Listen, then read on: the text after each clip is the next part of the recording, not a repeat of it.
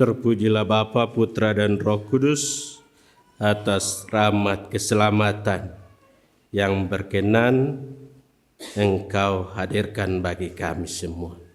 Terima kasih Bunda Maria dan Santo Yusuf atas pengalaman yang dinyatakan bagi kami untuk mengimani Dikau, ya Sang Juru Selamat.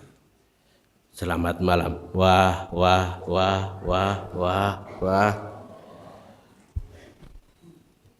Mari sekarang kita pergi ke Bethlehem. Kita punya tema di malam kudus ini. Mengapa kita harus ke Bethlehem? Kita mesti belajar tentang apa yang terjadi di Bethlehem, supaya Yesus yang hadir itu benar-benar Tuhan dan Juru Selamat kita. Yesus lahir di Bethlehem dekat perkampungan. Jadi tidak ada penginapan, maka Yesus dilahirkan dekat, artinya kandang. Justinus Martir yang hidup di tahun 100 sampai 160 memberitahu kepada kita bahwa Yesus dilahirkan di kandang domba. Dan di tempat itu, di wilayah itu, dalam kitab Kejadian disebut sebagai Migdal Heder. Kita juga kalau ikuti bacaan kemarin, kita akan menemukan kata yang sama dalam sabda Tuhan, dalam pernyataan-pernyataan yang disampaikan oleh Nabi Mika. Migdal Eder artinya tempat domba-domba.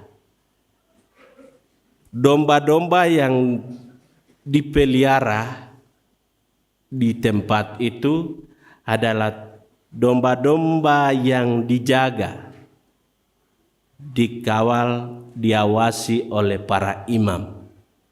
Dan domba-domba itu akan diantar untuk dikurbankan setiap hari dalam bait Allah. Jadi Yesus dilahirkan di kandang bukan kebetulan.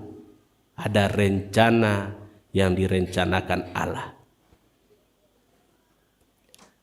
Maka ketika Yohanes mengatakan, lihatlah anak domba Allah lewat.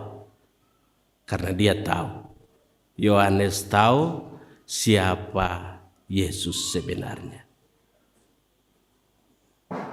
Maka Yesus yang lahir di tempat domba-domba yang dikurbankan di bait Allah, ia menggenapi melunasinya. Dia lahir di situ dan menggenapi kurban itu. Dan kita bersyukur bahwa kita percaya Yesus sebagai Sang Juru Selamat yang telah lahir istimewanya Bethlehem. Kita merayakan Ekaristi ketika kita mengatakan inilah anak domba Allah. Kita percaya bahwa dia lahir dari sana dan untuk menggenapi korban-korban yang lain itu. Hal yang kedua, kita mau belajar dari Bethlehem adalah kain lampin. Kain lampin yang Bunda Maria dan Santo Yusuf menggunakan untuk membungkus bayi Yesus. mereka menjaga melindunginya agar tidak meninggal karena kedinginan. Karena bulan Desember tanggal 25-24 itu suhu udaranya itu 6 derajat Celcius. Jadi kalau bayi kasih kosong dia bisa meninggal. Maka dibungkus, diminyaki kemudian dibungkus supaya tetap hangat sebagaimana dia hidup dalam rahimnya. Bagaimana Yesus yang kita lahirkan di dalam hati kita, dalam komunitas kita, dalam keluarga kita, kita mau jaga seperti Bunda Maria menjaga Yesus. Itu tentang kain lampin. Kemudian yang ketiga, kita belajar dari sana tentang apa yang ketiga? Yesus taruh di mana? Ini disebut namanya apa itu? Palungan.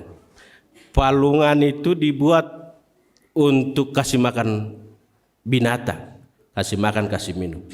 Dan zaman Assyria saat itu, kekuasa Persia, mereka kuasai dan memat batu untuk menjadi tempat memberi makanan. Dan diperkirakan bahwa Yesus taruh di situ. Karena dingin maka orang taruh di dalam. Orang sudah patuh untuk taruh makanan binatang. Tetapi tempat itulah Yesus hadir. Yesus tidak memandang engkau siapa, engkau buat apa, tidak. Yesus hadir untuk menyelamatkan kita semua. Seberdosa apapun, Yesus tetap terbuka. Allah tetap terbuka untuk kita semua. Kalau kita mau bertobat, pasti kita akan memperoleh keselamatan.